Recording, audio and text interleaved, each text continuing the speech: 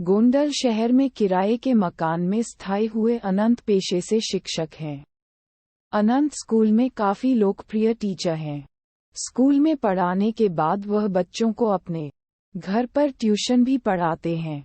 खैर, अब तो उनकी शादी हो चुकी है, पर जब वह कुंवारे थे तब उन्हें अपने किराए के घर में एक बेहद भयानक अनुभव हुआ था। एक शाम जब वह अपनी आराम कुर्सी पर बैठकर सुस्ता रहे थे, तभी अचानक उनकी अलमारी का दरवाजा अपने आप धड़ाम से खुल गया। इस आवाज से वह चौंक गए। उन्हें काफी डर महसूस हुआ चूंकि उस शाम वहां कोई हवा नहीं चल रही थी और घर पर तो वह अकेले ही रहते थे। वह उठकर अलमारी का दरवाजा फिर से बंद कर कुर्सी की ओर जाने लगे। तभी उन्हें महसूस हुआ कि किसी ने उनका नाम पुकारा और वह आवाज उस अलमारी के अंदर से आ रही थी। इस भयानक घटना से अनंत बुरी तरह डर गए। उन्हें वहीं खड़े खड़े पसीने आने लगे और वह बुरी तरह कांपने लगे। डरते डरते उन्होंने पीछे मुड़कर देखा तो अलमारी का दरवाजा धीरे धीरे हिल रहा था, जैसे कि अंदर से उसे कोई धक्का दे रहा हो। खौफ के मारे कांपते हुए अनंत थोड़ी देर वह अजीब नजारा देखते रहे। तभी अचानक अलमारी से गाढ़ा काला धुआं बाहर आने लगा।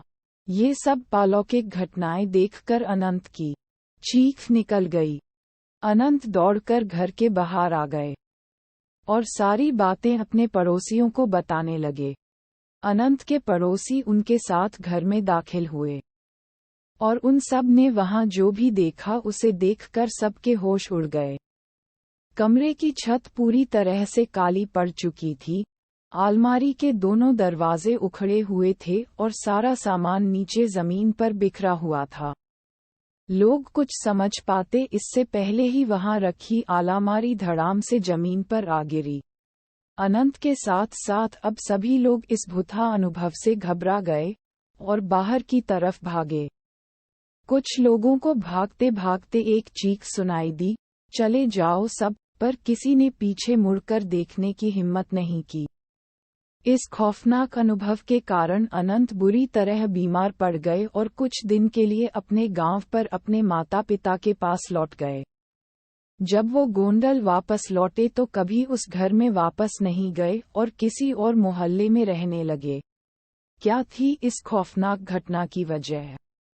मोहल्ले में रहने वाले बुजुर्गों से पता चला कि वो मकान अंग्रेजों के जमाने की बनी एक हवेली को तोड़कर बनाया गया था।